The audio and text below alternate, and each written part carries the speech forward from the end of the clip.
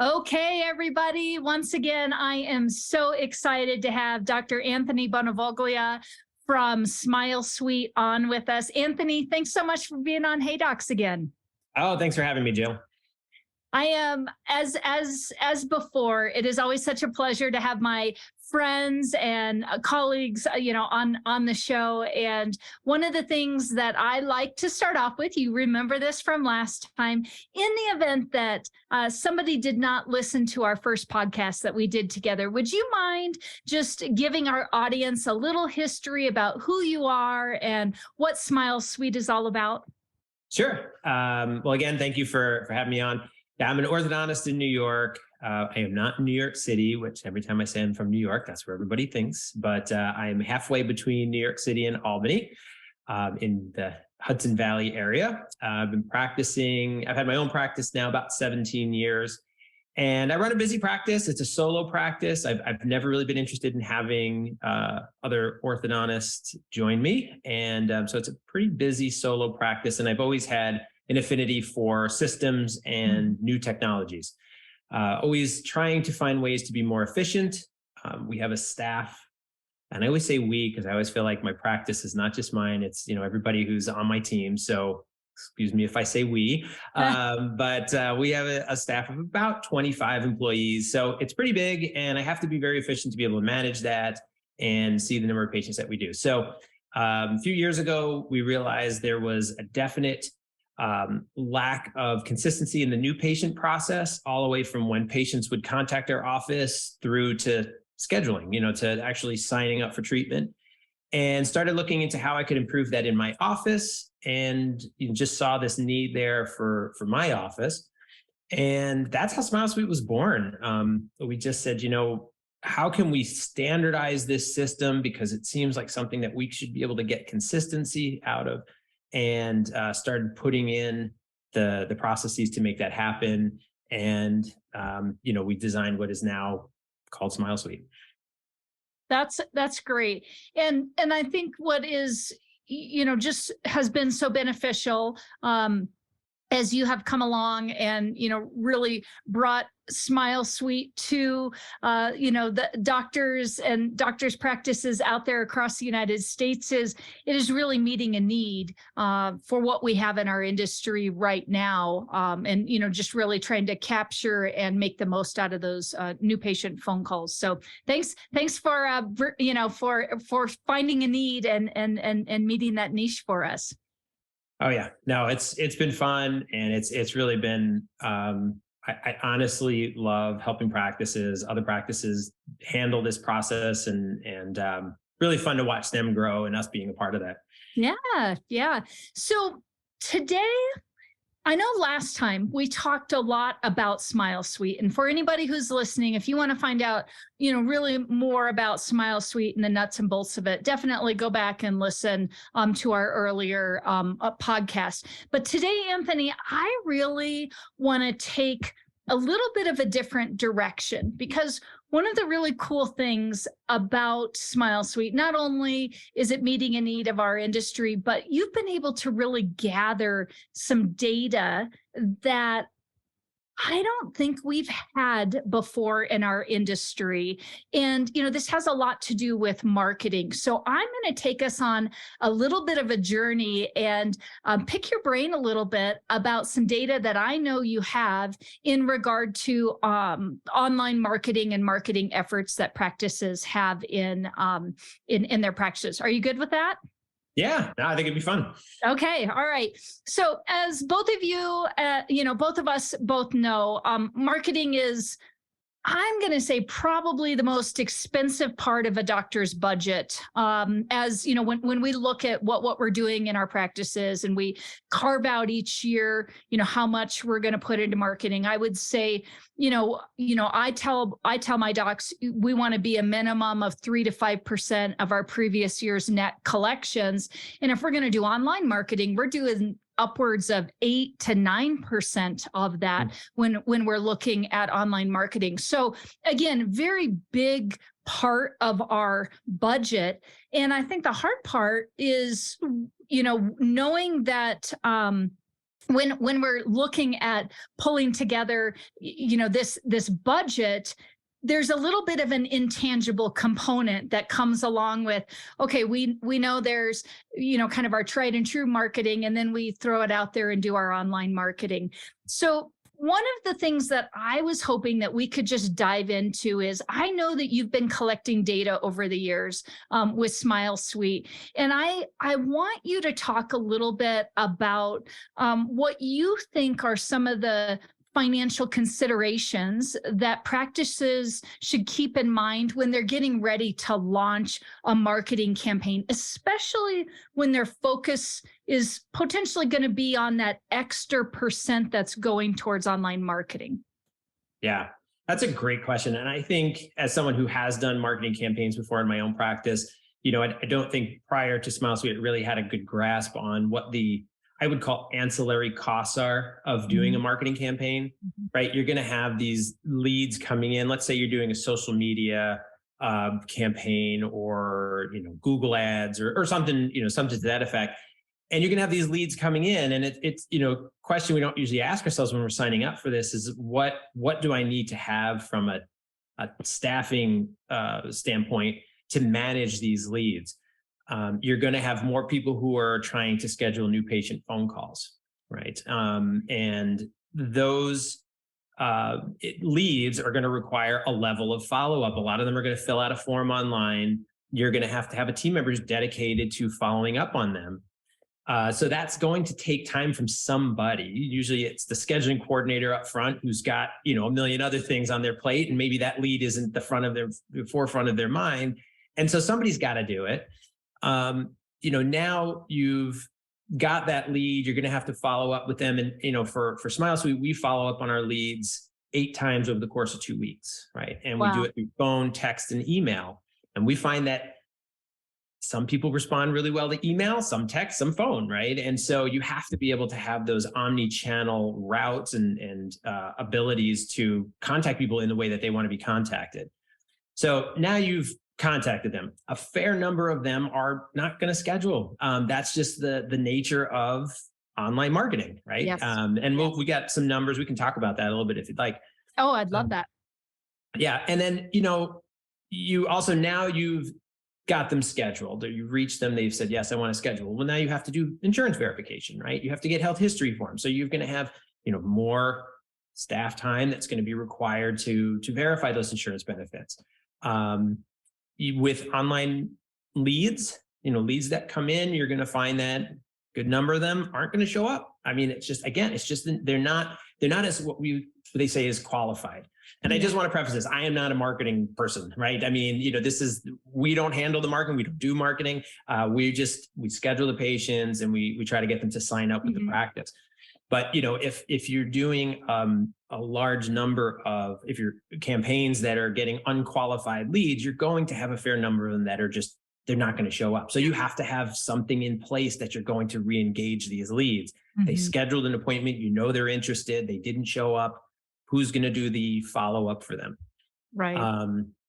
Now they do show up. You do the presentation, you present treatment to them. A fair percentage of them are not going to sign or schedule to start. Again, just the nature of online marketing. So you have to have TC systems in place that are going to be able to follow up with those leads. And again, our company, we do follow up for 2 months after they've done an in-office visit. So, you have to think of those things when you're signing up for a marketing campaign, because it is going to tax your team. And if you don't have those systems in place, you're throwing your marketing dollars away. Sure. Yeah. Which is why I love SmileSuite so much. And, why I decided to become an investor in the company as well, is because it really makes sense, if you're going to spend this extra money, to have that extra help out there. That just, so many offices, our teams truly want to do the work. I just think a lot of times it's just bandwidth. They just can't keep up with it, especially when we turn on a high price marketing campaign like that. So that kind of leads me into my next question for you, because as you know, both of us have been in this industry for quite a while, and I definitely feel like the word marketing is a really broadly used word in our industry. And I think to a point, it's kind of hard to quantify or qualify really what does that mean? Because when I started in our industry, marketing was, out pounding the pavement and knocking on dentist doors and, all of the things that we know to be the tried and true marketing way of doing things. But nowadays, we are living online, and we are, like we just said, spending so much time in really taking a section out of our marketing budget and saying, hey, we're going to go after our patients in more of a direct to consumer way of doing it. So I'm wondering if you wouldn't mind kind of talking a little bit. And again, I know you're not a marketing company, but SmileSuite does have the data to kind of show us this. Can you kind of explain the impact that lead qualification has on practices, and then how that can affect those marketing efforts a little bit?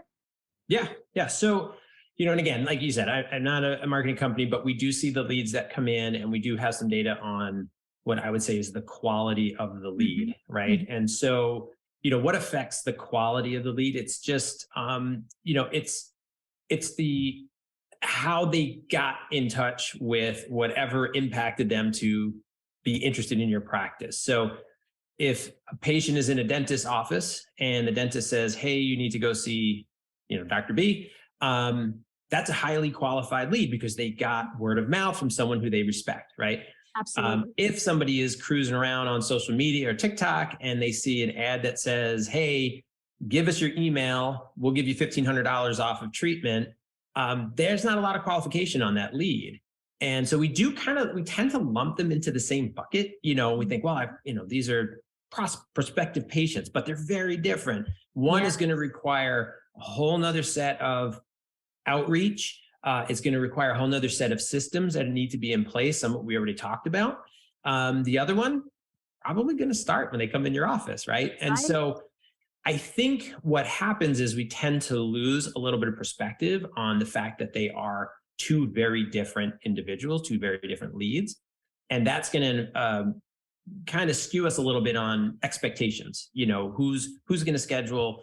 I'll give you an example. We have a client who had over 300 leads come in through TikTok. Wow. Marketing, which is tremendous, right? I mean, that's great. Huge. And when we look at the percentage of them that scheduled, it was about 10%, right? Mm-hmm. Now, you may look at that and think, that's a waste, right? We only got 10% of them to schedule.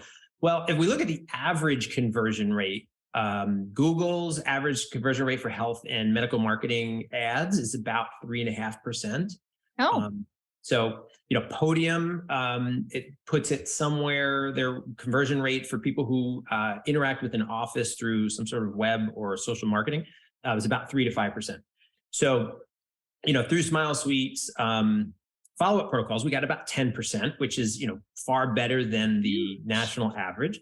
Yeah. And again, if you're someone who thinks I'm going to get 300 leads, I'm going to get 200 of them to schedule, that's a mistake of expectation. Yes. And the question is, was it successful? Was that a successful campaign? That was through the month of February. We looked at those numbers.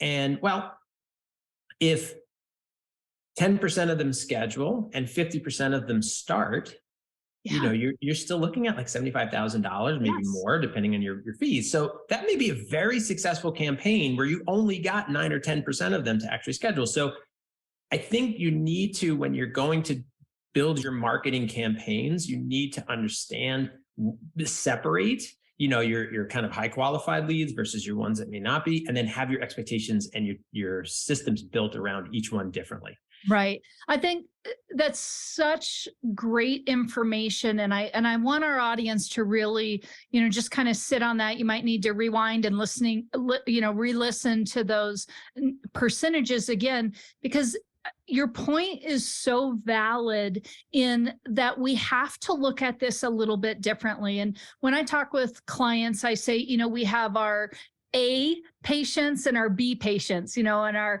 A, we know they're coming from solid leads, they're coming from our referrals. Like you said, they're pretty much guaranteed to start.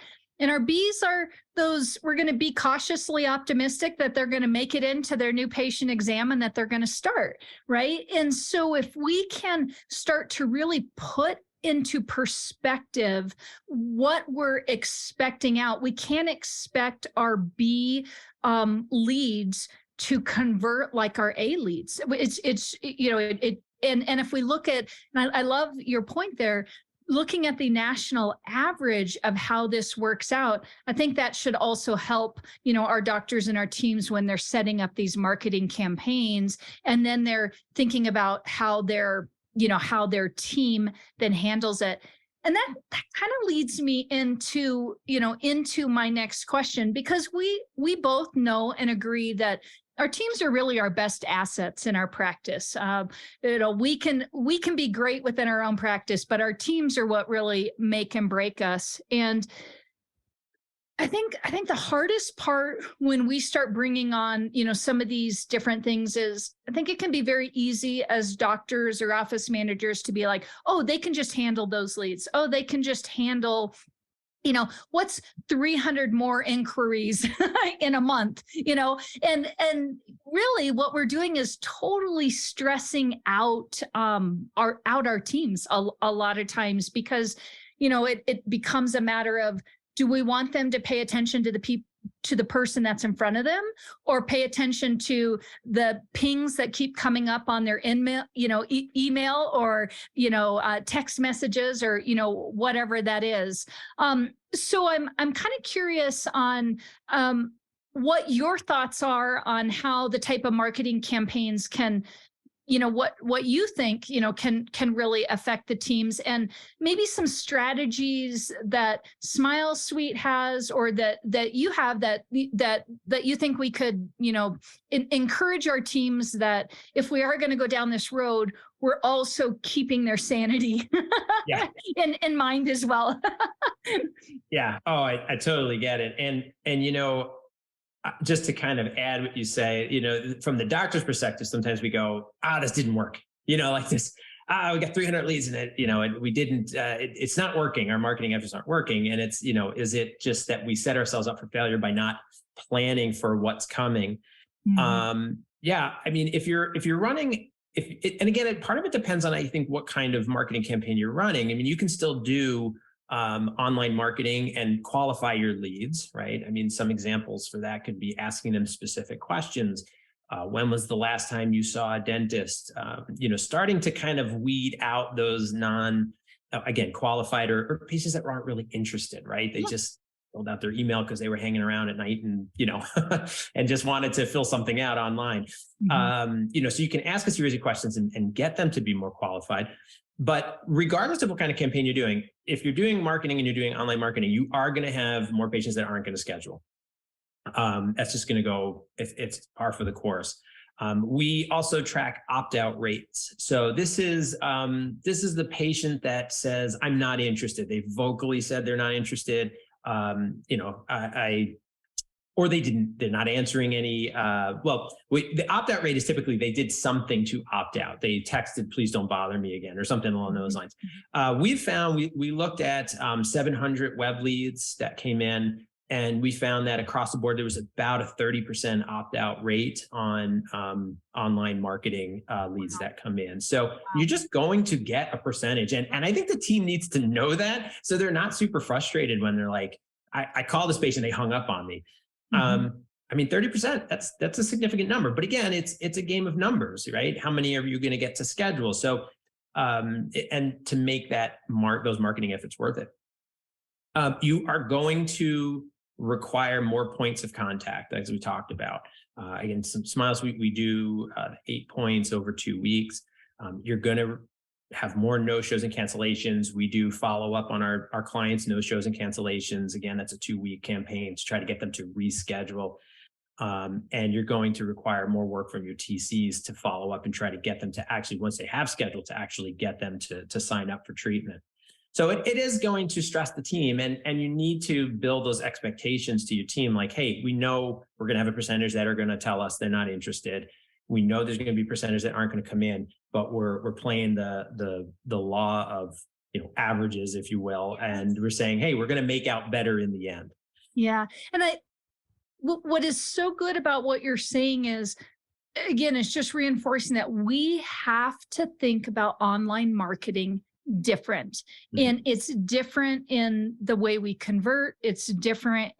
Like you just said, it's more about numbers and, quantity versus the quality lead, and, and understanding.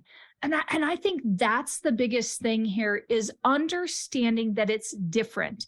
We have different expectations, and it doesn't mean that somebody is failing if we aren't converting them like we would, like I said, an A lead patient. We just have to have different parameters for that. And as I think about this, as you know, I work with practices across the United States. I've worked with hundreds and hundreds of practices over the last 17 years in my business.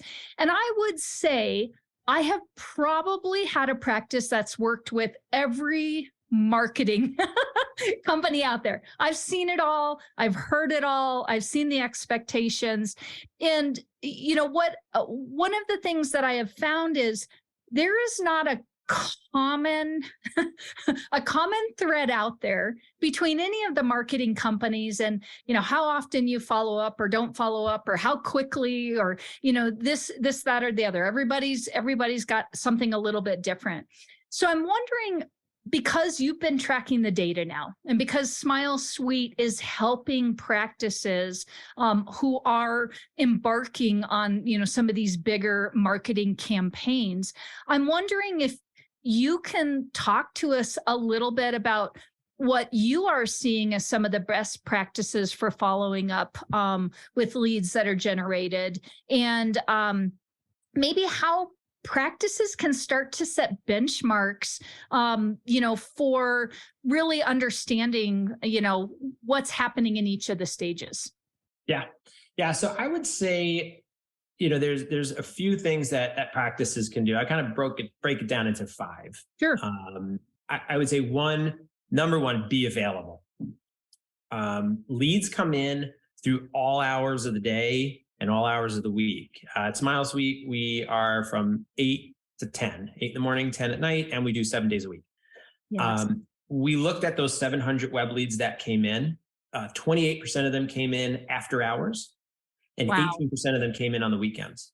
Wow. So looking at about, 46% of leads that are coming in on not traditional work days, right? Yeah. Now, that And can you just say that just one more time? Because I really want to make that point to practices, because I think, again, we've been in this mindset of, we're open 8 to 5, so patients only call 8 to 5. So Yeah. say that just one more time. Yeah. So of the 700 leads that we looked at For this one practice. for this is a couple of different. This is actually Okay. we looked at this through multiple. I think we looked at about maybe 5 or 6 practices just for 1 month, Mhm. and we said, okay, there was about 700 web leads that came in, and we found that 28% of them came in after work hours. So, and I will say that does not include Friday. If you typically take off on a Friday, doesn't include lunch, right? So we only track outside of 5:30, 8 to 5:30, we consider work hours. So 28% of them came in after work hours, and 18% of them came in during the weekend. So that's a combined almost 50% out of the 700 came in on non-traditional hours. And I would add to that, when do you think these leads really want to communicate? It's not during traditional work. There's a reason they didn't call. They're probably working, or whatever it may be. Yes. So you need to be available, not just to accept the lead at that point, but also to be able to communicate with them outside of traditional work hours. And I'm just going to put it out there. I bet that most of these leads are not communicating with a phone call. I'm going to bet that a lot of them are coming through text and filled out forms. Correct? Correct. Yeah, most of them come in through filled out some sort of online form or a social media ad. then at that point, what we do is we communicate with them back the way they came in through email or text or phone. And we ask them, what's the best way to schedule this? Do you want us to give you a call? And then we can call them right away if they say phone. A fair percentage of them say, no, we'd rather do it through, text and email. Little side note about that. If you are going to do that, what we highly recommend is that you do it through some sort of HIPAA secure way, of communicating. Sure. We have HIPAA secure forms that we use that are encrypted. If you are going to get information through email, I know there's some question about, well, they're not really a patient yet. I would recommend, if you are going to do this on your own, make sure you have those systems in place just so you don't run into trouble there. Yeah, that's great. That's great. So, so again, I'm sorry if I derailed you. I know you were kind of, talking about, the different steps, on that. Did we cover those? I just want to make sure that we. Yeah. So I think that's the first one, was be available. Mm-hmm. I would say number 2 would be persistent. Again, a lot of these leads, you are not going to get on the first shot. It's just not going to happen. I mean, they fill out a form, fill out a lead. Maybe they, are busy. But persistence will pay off. Again, if we look at that 300 TikTok leads, I mean, we've got about 10% to schedule, which is well above what people are typically seeing on TikTok ads. And I think that just says more to do with the persistence of it. Again, we advocate 8 points of contact over 2 weeks. That tends to do really well for us to at least get them to say, no, you know what, I'm just not interested, I'm sorry, or to schedule. Yeah. I would say third thing is be patient. It kind of goes with number 2 of being persistent, but these leads are going to need more work. I mean, you just have, that's what you're signing up for, right? I mean, they're going to take more work, even from everything from trying to get them to schedule through, again, more insurance verification and, those sort of things. It's just going to take more time. The fourth thing I would say is be smart. If you are a busy practice and you're just looking to keep things continually growing, you may not want to do this big marketing campaign with unqualified leads, taking up chair time, taking up, staffing time, those kind of things. Be tactful, or not tactful. What's the word I'm looking for? Tactical. Tactical, that's the word. Be tactical in your strategy. We have a number of clients that, do marketing campaigns, but again, they qualify them pretty heavily. We have one practice that we did their clients. We were doing their leads, and they got about a 50% schedule rate on their web leads because they were very strategic in questions that they were asking, qualifying the leads before they even, really came over to us. There's also ways of, sorting people out even through the phone call. In my practice, if a patient calls and says, I have a certain insurance, or I haven't seen a dentist in a year, you can schedule an appointment, but it's going to be a virtual appointment. It's not going to be an yes. And I am so glad you said that, because that's that being strategic, or being smart about what we're doing. Because again, this is not our traditional way of doing marketing. And so we have to take a different approach. And even like you said, maybe we're bringing them in under, a virtual exam first, or we're meeting them in a different way to qualify, to make sure that it's worth taking up our TC's time, and that it's worth, moving them on through our process. Because even with many of my clients, we actually set a totally different new patient column specifically for these marketing patients, because again, we're going to be cautiously optimistic that they even show up, or we're doing them virtually to then be able to move them through. So that's great. That's perfect. How about you had a fifth one, I think. Oh yeah. And just being realistic. Right. Yeah. And then maybe that's the most important one. Again, if you're signing up for a marketing campaign, and you really need to look at what it is they're doing, and make sure you're realistic in your goals. Mm-hmm. If you're using a company like SmileSuite, you should hopefully, if it's a very sort of these unqualified leads, you should be around that 9-10% of getting them to schedule. As I mentioned, there's another practice that again was using much more qualifying process, and we were about 50%. So you just need to be realistic on what it's going to bring into your practice. Yeah. And again, we had talked about like the opt-out rate. Like, again, be realistic about it. Like, maybe 30% or so are going to say, no, I'm just not interested. That's okay, as long as you're aware of that going into it. Absolutely. And the other thing that comes to mind when you were saying that is, I think just having an understanding that I think it's so easy. And I'm gonna put, doctors as general. It's so easy for you guys to just sign up. Oh, it sounds great. It's a quick fix. It's like a diet pill. I'm guaranteed to lose, 50 pounds in a month. For sure, I'm guaranteed to get, 500 new starts in a month, right? And I think it's like you said, it's just being realistic. But what I'm going to tell docs that are listening out there and office managers, if you are thinking about really bringing on a campaign like this, is really take into consideration, circling back to our team, do you have the bandwidth of your team to be able to handle this, where maybe bringing on and using a company like SmileSuite really does make sense. That's part of the marketing strategy that you are using. So when you're saying, okay, I'm going to, embark on this, I'm also embarking on knowing that somebody is going to be able to follow up with this influx of leads with, and I think especially with how hard it has been for us to keep team members and whatnot, knowing that there is a consistent person answering and handling the phones the same way every single time. And now you've got data to kind of show also a different way, to really help you back up the money that you're spending.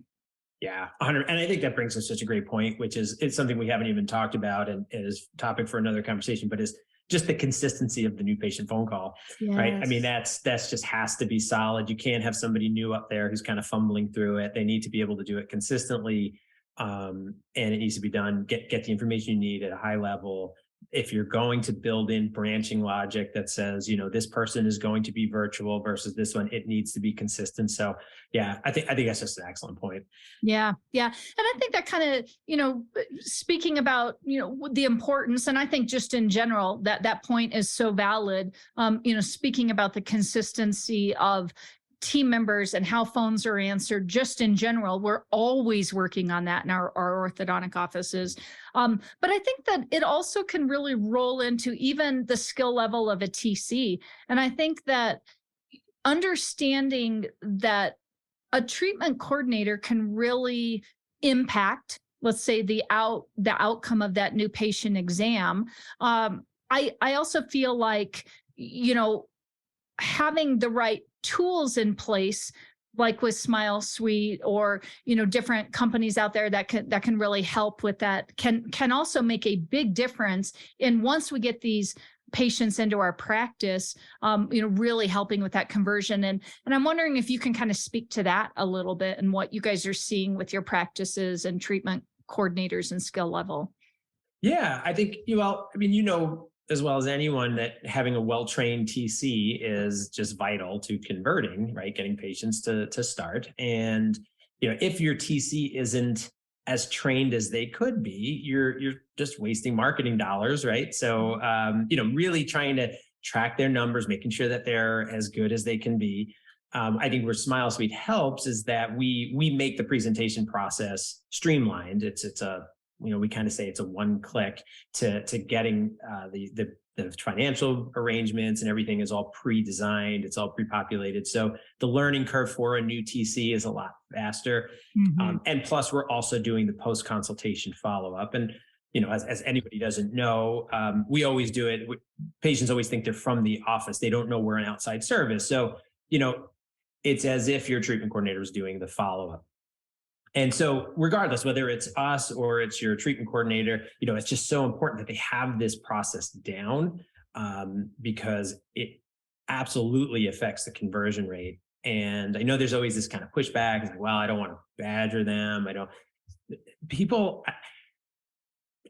people aren't badgered, people are busy. And, if Yes. people generally, if they took the time to come to your office, they're going to appreciate the fact that you're caring enough.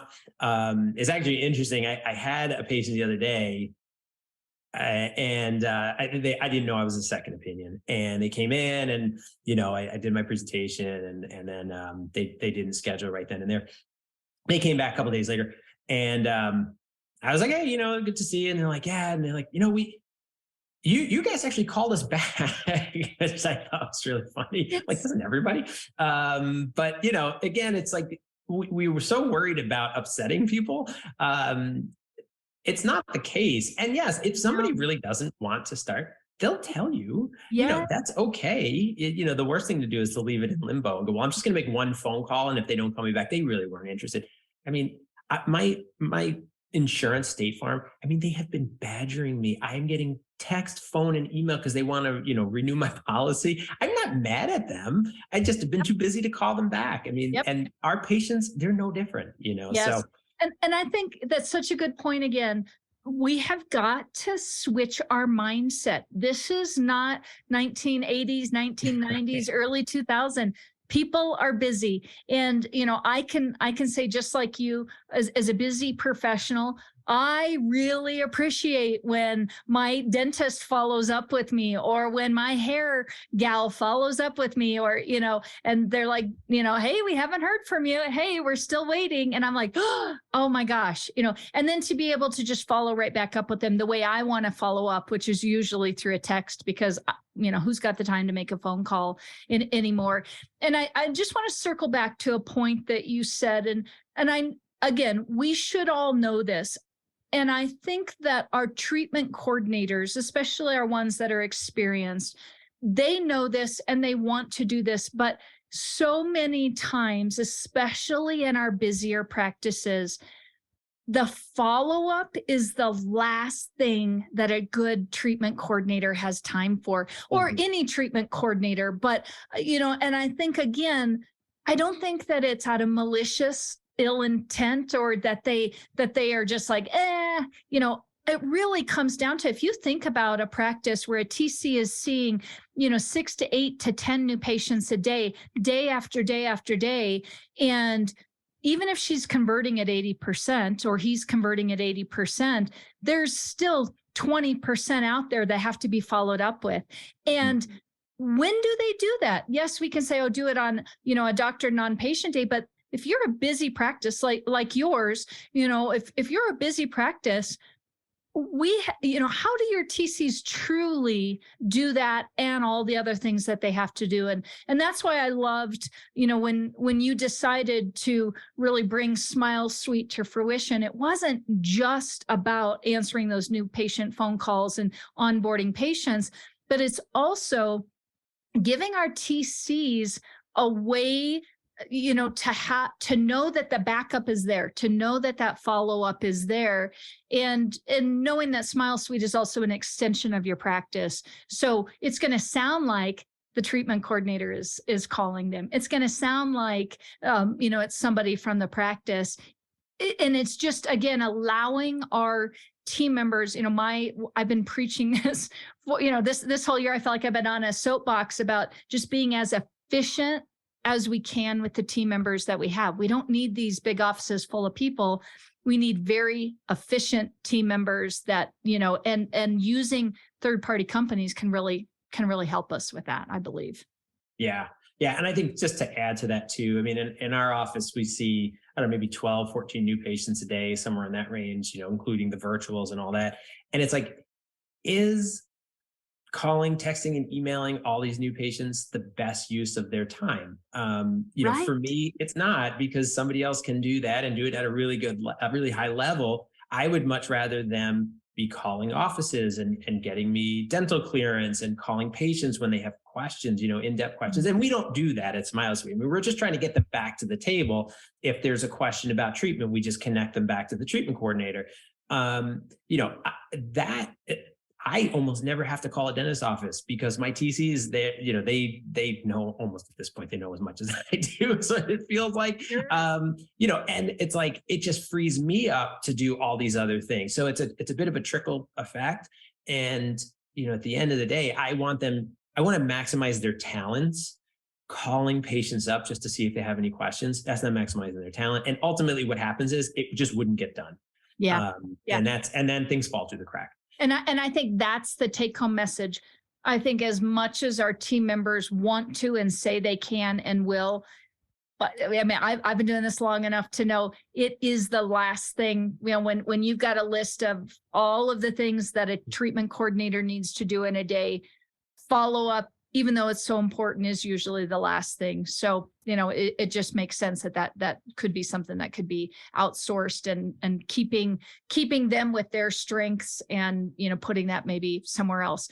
So as we finish up today, again, I know that, we kind of went on a tangent, everybody out there with the marketing, but I have felt like this is such an important thing to talk about, and it's data that is coming available at, and knowing that SmileSuite is, as a company out there that is now gathering this data, and we just haven't had this in our industry before. If you had kind of 3 takeaways for our audience, Anthony, that you would want to leave us with, what would those be? Yeah, I would say define your goals. If you're going to go into a marketing campaign, what is it you're trying to get out of it? Are you trying for volume? Are you trying for qualified leads? What are your goals? And, really just making sure you're staying focused on that.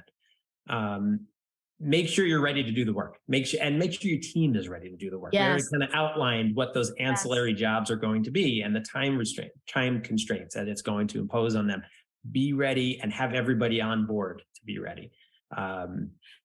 And then be realistic, and I know that we're going to be coming out with more of these KPIs so that we can help practices to be more realistic on, what marketing leads are looking like and, their ability to schedule and those sort of things. But, be realistic so that you don't have these unmet expectations that end up being really deflating for everybody in the end. Yeah, that's great. And I know you and I had talked a little bit earlier that you're actually in the process of writing an article on this, and I'm going to ask for my audience and for me that when you do get that published, if you would be willing to share that with us, because I just know there will be a lot of people that want to see this data because it just isn't and hasn't been out there before. Yeah, absolutely. Great. Perfect. All right. So if somebody wants to learn more about SmileSuite or has more questions, we've piqued their interest. What's the best way for them to get in touch? Yep. Check us out on our website, getsmilesuite.com. Perfect. And are you going to be at the AAO? We will be at the AAO. We are happy to say that we were a AAO Innovator Award honorary mention. So that was great. Congratulations. Thank you. And, after last year, we did really well at the Shark Tank event. So it's cool to see that, people in our industry are recognizing what we do and what we can bring to practices. Yep, so absolutely. And you guys are on Mary's list as well. So any of our listeners out there, if you are interested in a little, a little discount out there, definitely if you're a Mary's list member, you get a little extra there. Absolutely. All right. So if you remember from last time, I'd love to finish it up with a little speed round. Are you ready? Okay. All right, here we go. What's your style in one word? Comfortable. Oh, I love it. That's the way I like to live. Comfortable. Yeah. As soon as I can make the sweatpants go on, I'm sorry. Yep, absolutely. How about anything you're listening or watching right now? I am watching The Offer. Have you heard of it? Mm-mm. It's on Paramount Plus. It's about the making of The Godfather. It is definitely not a documentary. It's kind of a mix of comedy and drama, I guess. But it's good. I mean, I love The Godfather. Yes. Yeah. So yeah, love The Godfather, and this is kind of cool to see what was going on a little bit behind the scenes while they were making the Oh, movie. cool. That's great. Anything you do just for you? I do love to ski. I do that with the family, so I'm not sure that's just for me, but I Hmm. would say so. Yeah, yeah, that's great. And then any hidden talents that you have? Hidden talents. Some people know this. I am an avid ultimate frisbee player and have been for the last like 25 years. I'm proud to Nice. say I can still get on the field with most of these, 20-year-olds. So I would say my hidden talent is I can still throw a frisbee about 80 yards. Um, Wow. Not sure that that talent really pays off anywhere else in life, but yeah, that would be my hidden That's talent. that's great. I have a lot of family members that do frolf for Oh yeah, yeah. and that is big here in Colorado. So they're always out in tournaments. So I'm sure you could join right in and whoop them. And then any big hairy audacious goal that you want to share that you have with us? Audacious goal, I would say, I hope with SmileSuite we can we can continue to help practices by coming up with creative new ways to improve the new patient process. It's something I'm really passionate about, and I just look forward to some of the future things that we're going to be building. Yeah. Oh, that's great. That's great. Well, Anthony, thank you so much once again for being on Hey Docs. It has been a real treat, and I am excited, and I'll see you at the AAO. Awesome. Thank you, Jill. Thanks for having me. All right. See you. Bye bye.